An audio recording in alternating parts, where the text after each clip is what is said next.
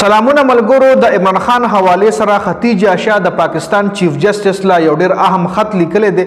اوس ختیجه شاه څوک ده او په دغه خط کې څه خبر لیکلي تفصیلا خبره پکې خو بل طرف ته د ډونلډ ټرمپ وزیر ریچارډ ګارنیر چې کوم ټویټ کړو هغه د مسلم لیگ نون حکومت د لپاره یو ډیر غټ دردسر جوړ شوی دی. په هر ټاک شو کې مسلم لیگ نون کارکنانو باندې مسلم لیگ نون لیډرشپ باندې تنزونه کیږي او هغه سره بیا جواب نه پاغي باندې هم تفصیلا خبره کو. ډیر اهم اپډیټس دي نو ویډیو خپل هم مکمل وګورئ او مخکې ملګرو سره ضرور شریک کړئ. ختیجه شاه د عمران خان حواله سره چیف جسټس ته خط لیکل دي. په دغه خط کې ختیجه شاه لیکلي دي مکمل خبره په تفصیلا کو. ختیجه شاه خپل خط کې لیکلي دي تاسو له یاد شي کې د شي دا خبر ماته سره شریک کړی می. چیف جسټس یحیی افریدی سو وخت مخکې درې رکنی کمیټي جوړه کړې و چې پاره کې ختیجه شاه نوم هم شامل و. درې رکنی کمیټي سره پاره جوړه کړې و. ختیجه شاه پکې ځکه ورچول چې ختیجه شاه جیل کې ټایم تیر کړی دی نو هغه ویلو چې جیل حالاتو نه ته خبره نو دغه درې رکنی کمیټي کار بداو چې دای بتلل او د جیل حالاتو باندې به نظر ثانی کوله. ډیر وخت مطلب دغه درې کمیټي د درې رکنی کمیټي کار دا و چې په دې کمیټي کې څومره هم د جیل حالات هغه نه بدای دغه چیف جسټس خبرولو چې جیل کې دا حالات روان دي.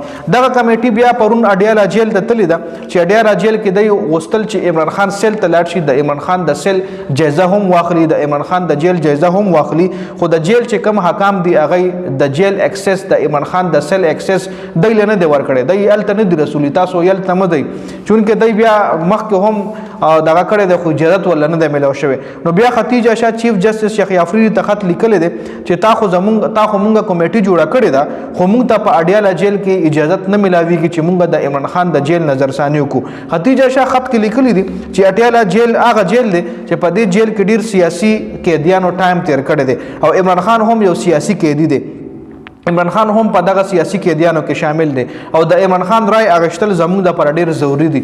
نو پکاردار چې د جیل انتظامیه مونږ د عمران خان جیل ته د عمران خان سیل ته اکسس مونږ ترا کړو خو جیل انتظامیه مونږ د عمران خان جیل ته وای نه پری دي. نو اوس ته احکامات وای جاری کا چې مونږ ته اجازه ملو شي. دا خط چې کم دی کمپلیټلی وایرل شوی دی مطلب د چیف جسټس چې کومه کمیټي دغه هم د عمران خان سیل ته نشي پرې خودل کېده.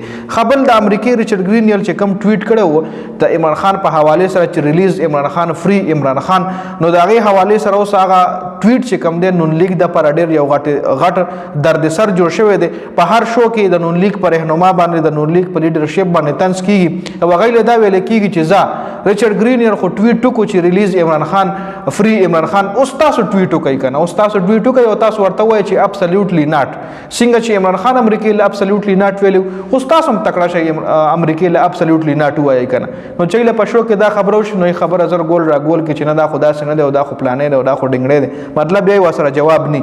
نو دغه د ریچارډ ګرینیر ټویټ چې کوم دی د مسلم لیگ نون حکومت د لپاره د مسلم لیگ نون لیډرشپ د لپاره یو ډیر غټ دردسر جوړ شوی دی. په هر ټاک شو کې هر لیډرشپ رانیول کیږي او دا تاسو ته کیږي چې اوس ورکړي جواب او خو د ټویټ کو چې ریلیز عمران خان فری عمران خان تاسو ولا ابسولوټلی ناٹ لیکي عمران خان ولا ابسولوټلی ناٹ ویلو او سول تاسو ابسولوټلی ناٹ وای. نو بیا دغه ځکه دای سره خبره نه ګوره بیا بل په حکومت باندې انټرنیشنل پریشر هم ډیر زیات دی. انټرنیشنل میډیا د عمران خان خور علي ما خان هم انټرنیشنل میډیا سکای نیوز ته یو انټرویو ورکړی چې په هغه انټرویو کې هغه تفصیلا خبره کړې ده په 26 نومبر باندې په 24 نومبر باندې هر څه ول تفصیلا ویلي دی وروره. نو انټرنیشنل میډیا چې کوم دی هغه د پاکستان حکومت راګر کړی او د پاکستان حکومت سره اوس ماته نشته چې ځان ته خلاص کیږي. دا اپډیټس ډیره زیاته مننه د ویډیو کتلو. والسلام.